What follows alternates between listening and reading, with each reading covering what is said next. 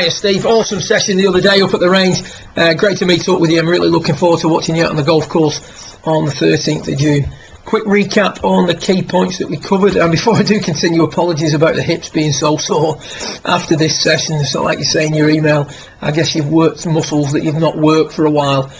The early part of the session was improving this situation here where we sort of hang on to the forward bend a little bit too much from P3 to P4, so we start to get this look here at the top. And what we talked about was that the right knee was extending, could have extended a little bit more, the pelvis was extending, but we're holding on to the flex in the thoracic.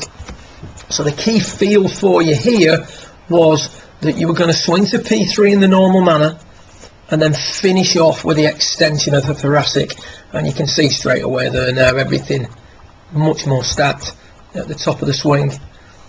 As a result of you trying to achieve this, the pelvic side bend improved a little bit and the right knee straightened a little bit more than it had been doing at the start of your session.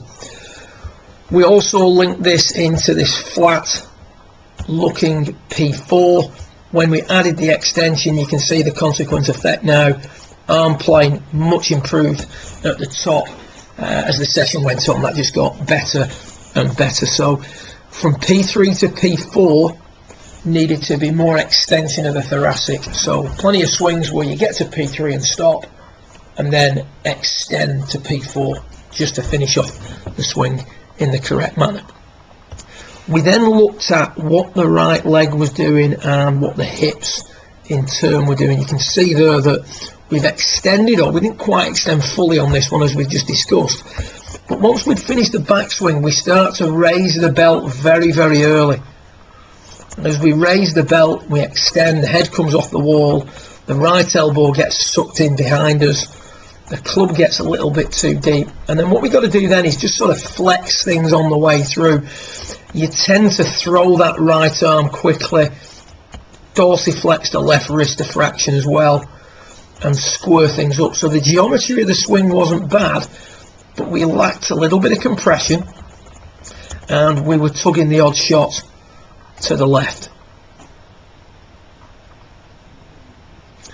So what we then talked about was the movement of the right knee, and what we've been doing here is trying to hit the cane during the downswing. So we've got more extension to the top, resulting in a more upright P4.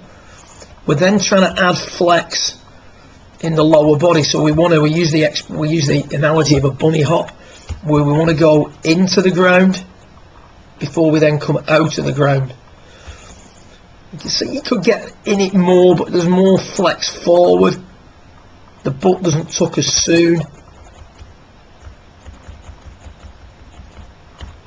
The leg work at P6, albeit needs to be polished up, is looking much more dynamic.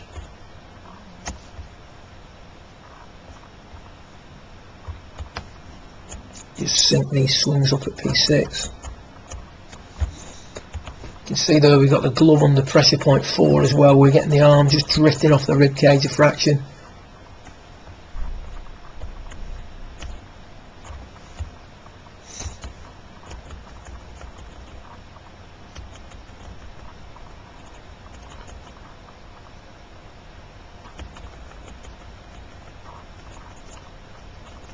And then that follow through was getting a little bit too long, so we worked on this bottom right image. Now this is the best finish I've seen you make. Just stopping short. Really good swing. Look at the difference between the bottom right image and the bottom left image in the finish. Much less rotation, much less flexing forward. Much better control of the arms, much less strain on the body. So extending from P3 to P4, followed by regaining the flex from P4 to P5 in the lower body, flexing the knee, flexing the pelvis, and then working on finishing the golf swing a little bit shorter. So we have a quick look at that. Beg your pardon.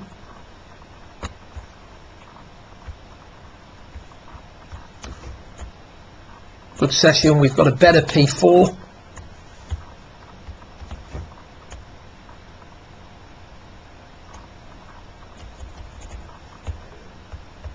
Got a more dynamic looking P5. And then we've got a much better look to the finish. Great session. Well done. Look forward to working with you again in the coming weeks.